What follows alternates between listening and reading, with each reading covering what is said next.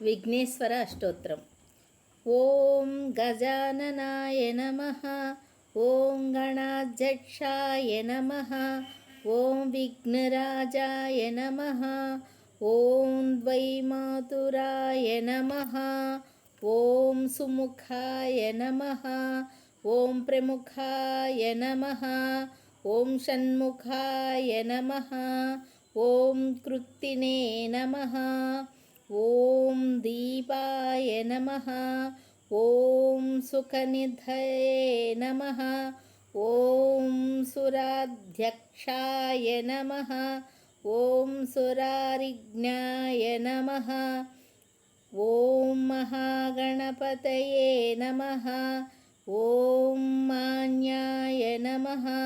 ఓం మహాకాలాయ నమః. ఓం మహాబలాయ నమః.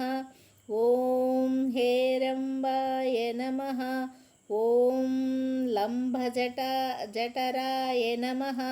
ఓం హ్రస్వగ్రీవాయ నమః. ఓం మంగళరూపాయ నమః. ఓం ప్రమదాయ నమః.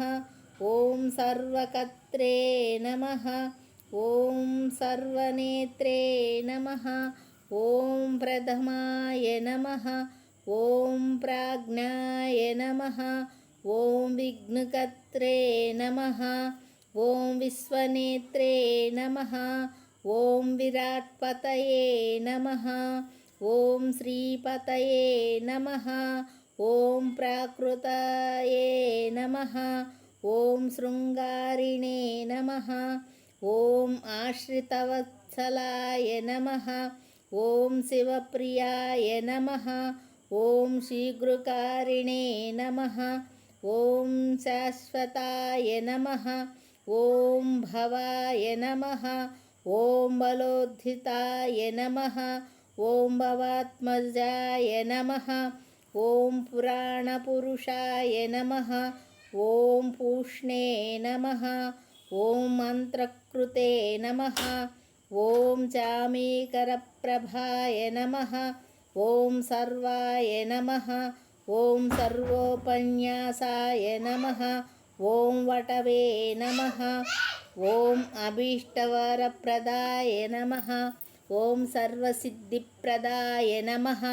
ఓం సర్వసిద్ధయే నమః. ఓం పంచహస్తాయ నమః. ఓం పార్వతీనందనాయ నమః. ఓం ప్రభవే నమః. ఓం కుమారగురవే నమః. ఓం అక్షోభ్యాయ నమః. ఓం కుంజరాసురభంజనాయ నమః. ఓం ప్రమోదాయ నమః. ఓం మోదకప్రియాయ నమః. ఓం కాంతిమతే నమః. ఓం ధృతిమతే నమః. ఓం కామినే నమః. ఓం కపిస్తవసనప్రియాయ నమః. ఓం మహోదరాయ నమః.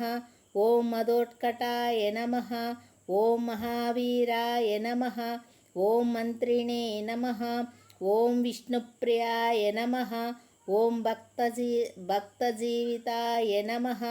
ఓం జితమన్మదాయ నమః. ఓం ఐశ్వర్యకారణాయ నమః. ఓం జైనే నమః. ఓం యక్షకిన్నెరసేవితాయ నమః. ఓం గంగాసుతాయ నమః. ఓం గణాధీశాయ నమః. ఓం గంభీరనినదాయ నమః. ఓం ఉన్నత్తవేషాయ నమః.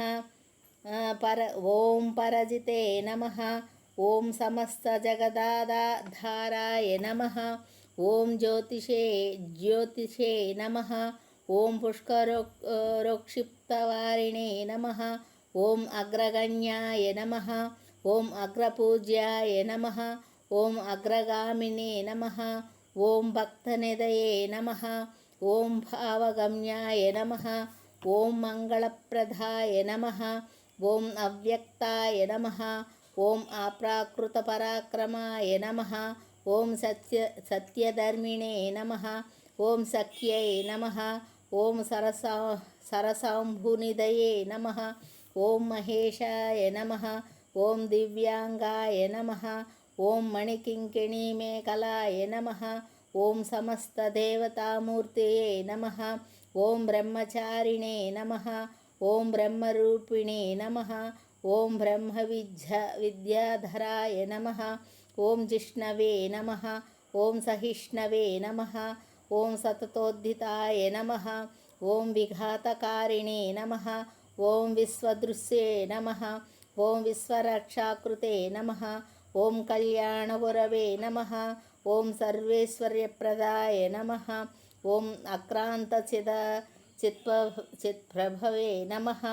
ఓం విఘ్నేశ్వరాయ నమః. ఓం శ్రీ విఘ్నేశ్వర అష్టోత్తర శతనామావళి సమాప్తం.